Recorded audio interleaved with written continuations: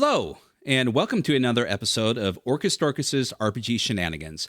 And as you can probably tell by the thumbnail, we're not going to be doing an unboxing today. We're not going to be doing a pull from the shelf, an interview, or any of the other things that I have done on this channel. But today going to be doing something a little bit different, and that's going to be a recap of my most recent visit to Strategicon that I went with my son Noah and his friend Zane.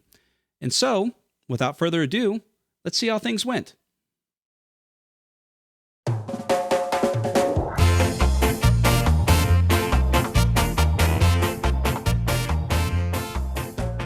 So I guess the best place to start is, for those of you who are unaware, Strategicon is a gaming convention set in Los Angeles, California.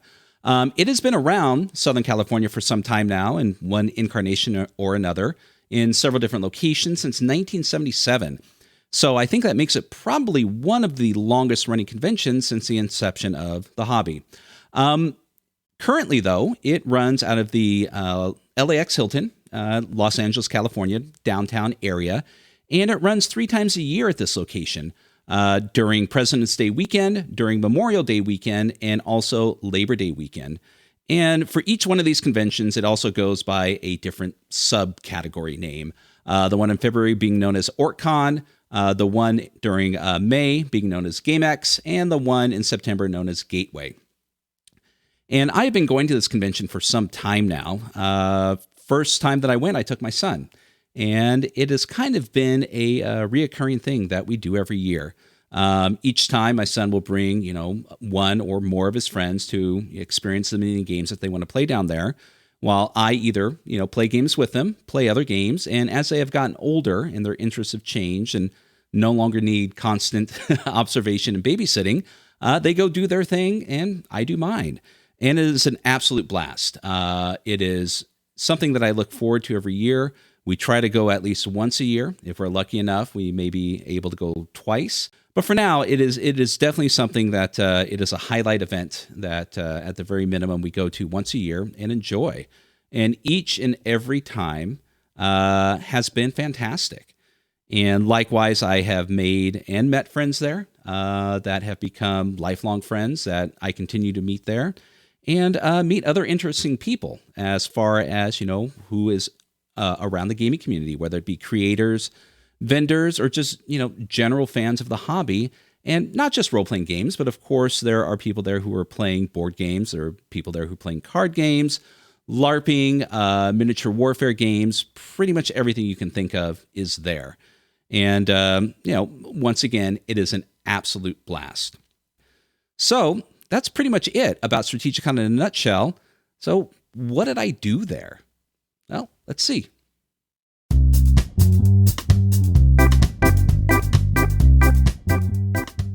So first up, fair warning, spoiler alerts. We're going to be talking about some of the games that I ran, some of the games that I played in, and likewise the games that my son and his friend played in. So you've been warned. So first off, we arrived at Strategicon Friday afternoon. The boys got to skip school, like they get to do, so they're very happy and lucky to be able to do that. But most of the games at Strategicon don't start until late afternoon, usually about from noon and onward. My game, the Morkborg game, was set to start at 2.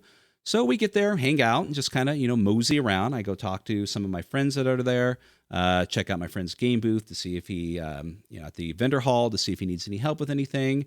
And like most of us do, wait for the room to be ready to check in. They're never ready that early. So let's get to the good stuff. So Cyborg, the Cyborg game was completely full. It was touted on the Happy Jacks podcast a few days earlier, noted by the event coordinators of Strategicon that they were very excited to see it there, and we're hoping to get into the game. And it presented a little bit of stress, performance anxiety, you can call it, but I still was excited for it. I had, this was the beautiful thing about Cyborg and likewise Morkborg is the rules don't get in the way. The rules are relatively light and easy, and it gives you a lot of open space to focus on the situation or the scenario itself and not be overly concerned with the rules. But likewise, with my son and his friend, who are Morkborg aficionados, it was good to know we kind of had a couple little mini rules lawyers to help out in case I forget something or I overlook something. GM anxiety, it occurs. So back to the game. So the game that I ran was Repo. It is a game by, let's see here. It is an adventure by Christian Salin. I hope I'm pronouncing that correctly. And the gist of the game is you and your other ne'er-do-wells in the city of Sai have been provided an assignment from your local Reaper dock. And what you're supposed to do is you're supposed to recover a pair of cybernetic legs that was apparently stolen from him and has ended up on the bottom half of a pit fighter who recently lost his legs in an event with several vicious animals. And so you've been hired to go and retrieve these the best that you can. And of course, he wants them complete and he wants them undamaged. And if there's any damage, there's going to be discount to the money that you're going to receive for this particular heist.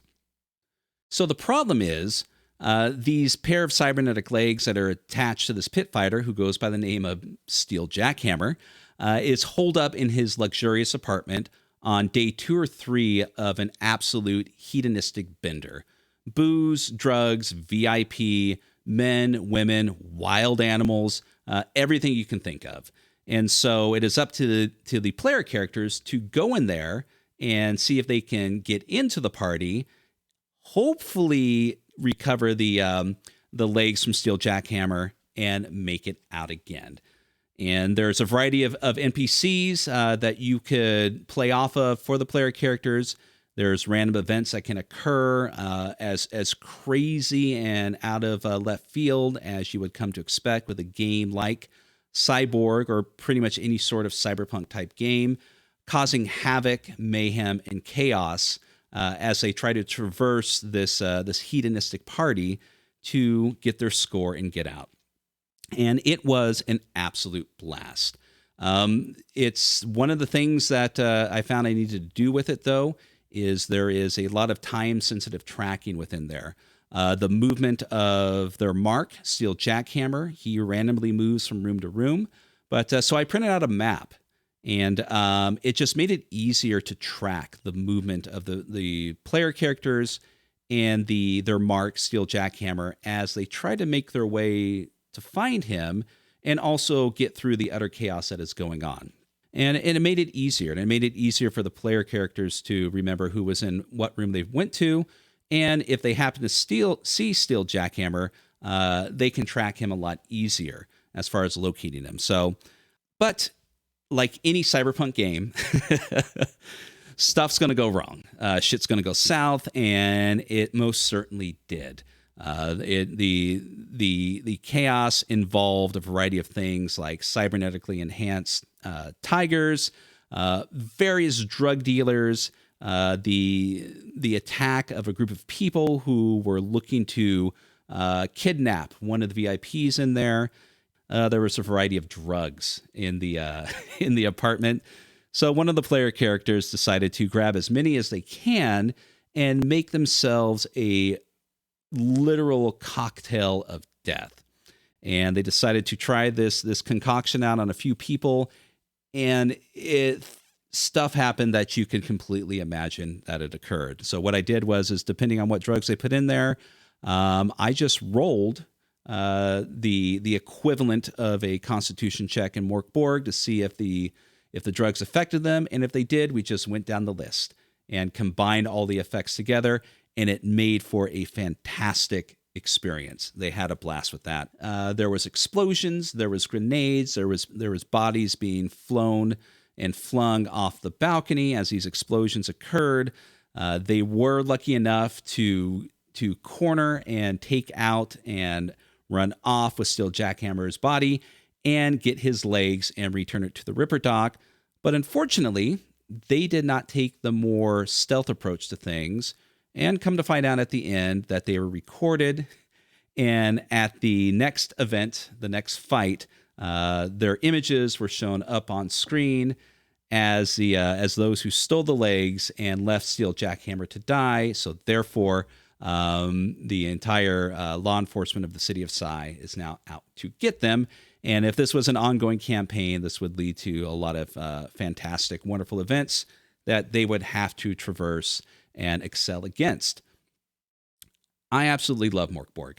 I love everything about it. I love the artistic aspect of it. I don't mind the layout. I love the ease of the game and how the rules don't necessarily get in the way, but there's just enough there to allow you to expound on any sort of adventure you'd like to do with it. And it's good to see that that particular rule set has translated into other genres like Cyborg, like Pirate Borg, like so many of the other third-party creations, and likewise in-house creations by Stockholm Cartel that has come from this game. And each time I've seen it redone, it doesn't lose its flavor, it doesn't lose its charisma, it hasn't lost its appeal. But one of the things that came out of this is, from my son and his friend, who have, as of the past couple of years, have become gaming aficionados, at least from a teenage perspective, and they've played Cyberpunk and they enjoy it. But they did say that they do enjoy this incarnation of a quote unquote post-apocalyptic cyberpunk type setting, and they definitely want to continue playing Cyborg. So that was it in a nutshell. Just about not just about, everyone there's had good things to say about it, and I'm glad to provide that game to them. And I kind of feel like there's going to be a lot of people out there that's was, once they left, they were going to go see about obtaining a copy of Cyborg. And personally, I feel that's the best thing you can do at a con, is to share an experience with a game that you enjoy, and hopefully it rubs off on them if they haven't played it before, and they seek it out for themselves to, find their own enjoyment with it. So that was pretty much it for day 2. Like I said, it was late in the day, and we kind of went back to the hotel once it was ready and just kicked back and relaxed. So what happened on Saturday? Let's find out.